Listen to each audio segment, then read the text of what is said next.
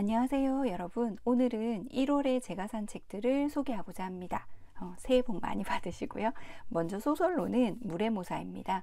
김초엽 작가님이 올해 유난히 책을 많이 내셨는데요.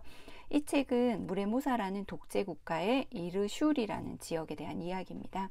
그곳에 생화학 무기 폭발이 나고요. 오염이 되면서 그곳에 살던 사람들이 떠나게 되고요. 그리고 세월이 흐르자 기환자들이 돌아옵니다. 그리고 그 지역을 다크 투어 하는 얘기거든요. 다크 투어를 하는 데는 다양한 사람들이 추첨을 통해서 모이는데요. 주인공은 유안이라고 해서 다리가 절단된 무용가입니다. 그리고 레오라고 하는 수수께끼 남자도 나와요. 이 소설의 재미는 그렇게 길진 않지만 결말이 나름 반전이 있거든요. 그리고 그 장애를 보는 시선, 장애를 가지신 분들은 정상인처럼 의족을 단다거나 하는데 그런 것에 대한 이질감과 그리고 잘린 다리에서 계속 오는 통증, 그림자 다리라고 하거든요. 여기서는 그런 것들도 다루고요. 그리고 결말이 굉장히 재미있었고 또 특이했거든요. 그래서 저는 이 책을 아주 재미있게 봤고요. 이 책을 사면 이렇게 사인이 있고요. 그리고 우리나라의 네오팝 아트의 선구주자라고 하죠. 이동기 작가님의 꽃밭이라고 해서요. 여기 아톰하고 미키마우스를 합친 아토마우스라는 캐릭터가 나오는 그림이에요. 읽다 보면 이 표지가 굉장히 내용하고 어울리는 느낌이거든요. 그리고 물의 모사 지도도 이렇게 손수건으로 줍니다. 뭐에 쓸지는 잘 모르겠는데요. 일단 준다고 해서 받았거든요. 이렇게 지도입니다. 예쁘죠? 네, 산에 갈 때 들고 다녀도 되고 어디 장식 삼아 이렇게 펼쳐놔도 될 것 같아요. 그리고 예술 관련 책으로는 이겁니다. 예술가가 사는 집인데요. 예술가들의 집은 사진이나 이런 걸로 굉장히 많이 보게 되잖아요. 특히 만에 그 지베르니 집이라던가 이런 것들요. 근데 여기서는 특이하게 이렇게 수채화 아주 예쁜 색감의 그림으로 이렇게 그 화가들이나 예술가들의 집들을 보여줍니다. 조지아 오키프라든가요, 도널드 저드라던가, 그 다음에 바네사 벨이라던가 다양한 분들의 이런 집들을 보여주고 있는데 색감도 예쁘고요. 내용도 그분들에 대한 생애나 이런 것들이 담겨 있어서 재미있게 잘 읽었습니다. 그리고 또 하나는 제가 팀버튼을 정말 좋아하거든요. 그래서 팀버튼입니다. 내용 두껍죠. 책도 좀 비싸요. 가격이. 그럼에도 불구하고 이렇게 샀거든요. 그러니까 팀버튼에게 영향을 준 책이라던가 캐릭터라던가 그리고 이야기들, 그리고 배트맨에 같이 출연했던 사람들, 그리고 제가 좋아하는 캐릭터는 바로 얘예요. 윈이죠. 이렇게. 그래서 팀버튼의 세계를 그림으로 이렇게 표현을 하고요. 옆에 내용 설명들도 돼 있고요. 근데 저는 그림이 더 좋아서 샀거든요. 유령신부라던가 가위손이라던가 팀버튼의 대표작들을 그림으로 만나볼 수 있습니다. 그리고 컬러의 일입니다. 짠! 저는 색깔에 관심이 많아서 이런 류의 책들을 이렇게 좀 많이 사 모으는 편인데 이 책은 하드보드지에 그리고 종이도 좀 바닥바닥해요. 여기 보시면 로즈에 대해서 나오거든요. 약간 분홍색이라고 하죠. 퐁파두르 부인이 이 색을 너무 좋아해서 로즈 퐁파두르라고 해서 색깔이 나오기도 했다고 하고요. 그리고 이 분홍색은 원래는 남자들의 색이었다고 해요. 여자들의 감수성으로 감당하기에는 너무나도 힘이 있는 색깔이라고 믿었거든요. 그래서 실제로 정말 얼마 전까지만 해도 어린아이가 태어나면 여자아이는 푸른색, 그리고 남자아이가 오히려 분홍이나 빨간 계열의 옷을 이렇게 입히고 선호했다고 합니다. 그러면서 다양한 분홍 계열에서 나온 애들이에요. 쇼킹 핑크라고 해가지고 처음에 나왔을 땐 인기가 없었는데 이게 약간 반체제? 어떤 그런 정신을 의미하면서 이렇게 많이 쓰이게 됩니다. 그래서 색깔과 관련해서요, 어떻게 만들어졌는지, 그리고 이 색깔과 사회에서 어떻게 쓰였는지 영향력이라던가 이런 것들이 담겨 있어서 굉장히 재밌게 읽고 있습니다. 그리고 또 하나는 제가 강신주 님 책을 굉장히 재밌게 읽었는데요. 이건 산 책은 아닌데 예전에 산 책인데 파리 코민이라고 하는 그래픽 노블이에요. 정말 재밌게 읽었거든요. 19세기 부르주아 시대 때 부르주아들이 자신들의 그 안락한 삶을 위해서 노동자들을 정말 쥐어짜잖아요. 뭐 노동법이 있는 것도 아니고요. 그래서 그들이 분노해서 일으킨 게 이제 파리코민이고, 그리고 강신주 작가님은 이런 파리코민들을 우리나라의 동학운동이라던가 집강소 이런 것들하고 같이 연결해서 이렇게 이야기를 하고 계시거든요. 그래서 지금 아주 흥미롭게 읽고 있습니다. 그리고 많이 아실 거예요. 최승자 시인. 이분 글도 쓰시고 시도 잘 쓰시고, 이분 에세이집 마지막에 약간 증보해서 나왔는데요. 표지 사진부터 정말 강렬하지 않나요? 이분 담배 피는 사진은 정말 좀 멋있는 것 같아요. 띠지에 보면 그만 쓰자 끝이라고 하는데요. 그 북풀의 스코님 서재에서 이제 이분을 알게 됐고, 그리고 이분이 지금 투병 중이시기도 하고 경제적으로도 힘드시다고 하는데, 책을 샀는데 책이 너무 마음에 드는데 이 부분이었어요. 그러니까 언제나 내 꿈을 짓밟아 오기만 한 인생아, 마지막으로 한 판만 재밌게 잘 풀려줄래? 그러면 그 다음에 내가 고이 죽어줄게. 꽃처럼 피어나는 모가지는 아니지만 고이 꺾어 네 발밑에 받칠게. 이번에도 네가 잘 풀려주지 않으면 도중에 내가 먼저 깽판 쳐버릴 거야. 신발짝을 벗어서 네 면상을 딱 때려줄 거야. 그리고 절대로 고이 죽어주지 않을 거야. 마음대로 되지 않는 인생, 신발짝으로 면상을 후려 갈길 거라는데 너무 통쾌하고 재미있지 않나요? 요거고요. 그 다음에 역사 관련해서 요겁니다. 미치광이 여행자라고 이렇게 아무 목적 없이 떠도는 병이라고 해서 둔주라고 하는데요.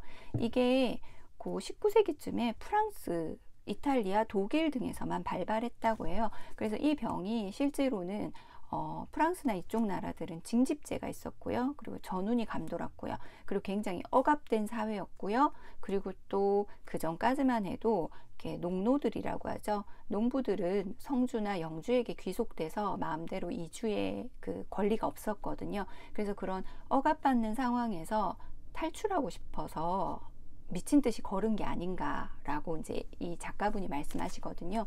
왜냐하면 아주 넓은 신대륙이죠. 넓고 넓은 땅덩어리를 가진 미국이나 언제든지 식민지로 떠날 수 있는 영국 등에는 이런 둔주병이 거의 찾아볼 수 없었다고 합니다. 그래서 둔주병에 대한 이야기를 역사적으로 사례를 들어서 다루고 있는데 아주 재미있었습니다. 그리고 요겁니다. 이상한 날씨입니다. 올리비아 랭이고요. 많이 좋아하시고 아시죠? 예술가, 그러니까 화가, 뭐 작가, 그리고 다양한 이야기들이 담겨 있거든요. 그래서 아직 다 읽지는 않았는데 굉장히 열심히 읽고 있는데요. 어려운 부분도 많아요. 여기 보면 마셔라 마셔라 마셔라라는 부분이 있는데, 여성 예술가들의 그리고 여성에 대해서, 여성이 술을 마시는 것에 대해서 좀 더 신성한 여성성을 해친다고 해서 좀 더 억압이나 탄압을 당한다는 그런 내용들이 있거든요. 여기 보면 이제 마그리트 듀라스라고 하는 작가분의 어린 시절 이야기가 나와요. 이분의 어린 시절은 거의 다 책으로 나왔죠. 그러니까 부모와 그리고 가족들에게 학대당했던 이야기들이라던가 이런 것들이 나오면서 이분이 음주에 이제 의존증을 갖고 있는 것에 대한 얘기들이 나오고요. 그리고 여기 장미셀 바스키아에 대한 내용도 나옵니다. 이분이 떴을 때요. 아니나 노세이라고 하는 분이 어떤 굉장한 천재를 납치하고 있다라고 뉴욕에서 소문이 돌았대요. 그 사람이 바로 장미셀 바스키아인데요. 장미셀 바스키아가 만약 내가 백인이었다면 납치해서 뭐 감금했다 이게 아니라 아마 입주화가로 소문이 났을 거라고 뭐 그런 얘기를 했던 얘기도 있고요. 그리고 여기 트럼프가 나오는 거예요. 그래서 이 부분이 뭐지 했는데, 트럼프 이야기를 하면서 이브 코스프스키, 이름 정말 어렵죠. 그냥 세즈윅이라고 불리는데 이분의 벽장 속의 인식론 책 이야기를 합니다. 그러니까 에이즈가 한창이던 시절에 퀴어 연구책이죠. 그래서 차별이나 차이에 대한 이야기들 등이 담겨 있고 지금 열심히 읽고 있습니다. 그리고 또 하나는 그림으로 보는 하이데거예요. 하이데거 너무 어렵잖아요. 저는 정말 한두 장 읽다 때려치운 것 같은데요. 이게 시리즈로 나온대요. 그림으로 보는 니체, 그림으로 보는 들리즈. 그 하이데거의 철학을 이제 그림으로 풀어나가는 거죠. 위대한 책, 그 존재와 시간이라는 거 있잖아요. 그거 아무리 봐도 이해하기가 난해하잖아요. 그런 걸 이제 눈으로 보는 게 아니라 감각이나 그림으로 이해해보자라는 뜻으로 이 책을 쓰셨다고 해요. 그래서 뭐 여기 이제 저는 제일 기억에 남는 게 하이데거와 고흐의 이야기였거든요. 그러니까 이 책보다는 그 하이데거가 고흐의 그 신발 그림을 보잖아요. 그러면서 거기에다 대고 농부의 고된 흔적이 농축된 사물이다. 이것이 바로 예술의 본질을 보여준다라는 얘기를 했었거든요. 그러자 그 당시에 미술사학자였던 샤피로가 꼴값 떨지 마라 뭐 이런 식으로 그건 파리에서 그려진 거야. 농부 것도 아니야. 고흐 자신의 것이거든. 막 이러면서 굉장히 비난을 해요. 그 이유는 하이데거가 이렇게 신발을 가지고 낭만적으로 이렇게 상상력을 발휘하는 것 자체, 그리고 비장미를 주는 것 자체가 약간 파시즘으로 대중을 선동하는 듯한 모습이랑 닮아서 아마 더 이렇게 비난을 퍼부었다고 해요.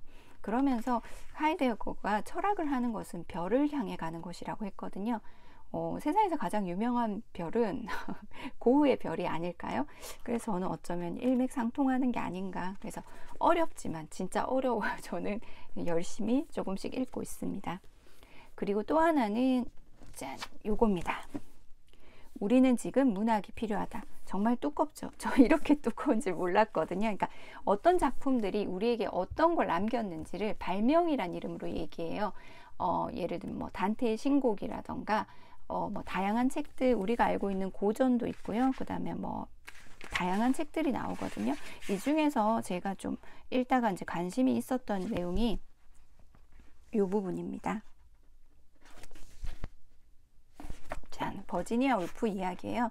버지니아 울프가 그 어린 시절에 학대나 이런 것들로 해서 환청과 한시, 우울증에 시달렸거든요. 근데 이 버지니아 울프 그 아버지의 친구가 의사인데 조지 세비지라고 해요. 근데 이때만 해도 여성들이 읽고 쓰고 너무 지적인 활동을 해서 아프다고 생각했거든요. 그래서 가만히 있어라, 아무것도 하지 마라 라고 처방을 내려요. 근데 이 비슷한 처방을 받으신 분이 계시거든요. 샬롯 퍼킨스 길먼이라고 해서 누런벽지라는 책을 쓰신 분인데, 이분도 그 주치의한테 이런 그 진단을 받고 너무너무 화가 나서 막 미친 듯이 책을 쓰셨다고 하거든요. 근데 그 당시에 똑같이 우울증으로 고생했던 윌리엄 제임스라는 분이 자가치료라는 이야기를 하게 돼요. 스스로 치료하는 거죠. 이제 긍정적 마음가짐으로. 그러려면 긍정적인 책을 읽어야 된다라고 하는데, 여기에 이제 버지니아 울프가 조금 동의하게 됩니다.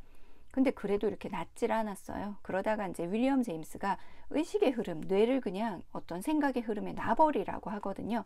그러면서 버지니아 울프가 프루스트의 그 잃어버린 시간을 찾아서나 조이스의 율리시스를 읽으면서 이제 조금씩 치유가 된다고 느껴요. 그래서 울프가 조이스와 프루스트 스타일에다가 자신의 어떤 풍성함을 더해서 델러웨이 부인을 발명하게 됩니다.